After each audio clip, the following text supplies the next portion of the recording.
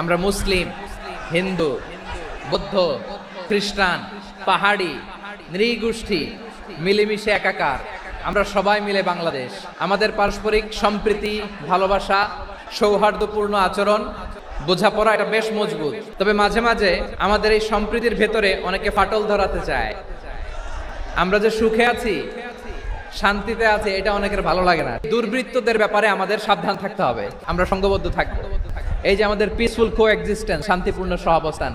যেদিন হিন্দুদের পূজা অনুষ্ঠান, আমরা ওই দিন তাফসির মাহফিল করি না, ঠিক কিনা বলেন? যেদিন আমাদের তাফসিরুল কোরআনের প্রোগ্রাম, ওই দিন আমাদের হিন্দু ভাইরা ডিস্টার্ব করে না। সুবহানাল্লাহ। হিন্দুদের পূজা অনুষ্ঠানে আইন শৃঙ্খলা বাহিনীর পাশাপাশি মাদ্রাসার ছাত্ররা যে সেখানে ভাড়া দেয়। গোটা পৃথিবীতে এই দৃষ্টান্ত আপনি পাবেন। রব্বুল আলামিন বলেন, গোলাম ও আমার ইমানদার বান্দারা, শোনো শোনো, লা তাসুবুল্লাযীনা ইয়াদউনা মিন দুনিল্লাহ ফায়াসুবুল্লাহা আদওয়াম বিগাইরি ইলম।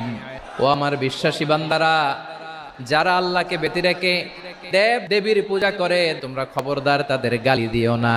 যদি ওই দেবতাদেরকে গালি দাও, তাহলে ভুলবশত, শত্রুতাবশত তারা তোমাদের রব আল্লাহকে গালি দেবে, ঠিক কি না? কোন ধর্মকে ছোট করা যাবে না। অন্য ধর্মকে ছোট করা মানে ইসলামকে ছোট করা। আর অন্য ধর্মের দেবতা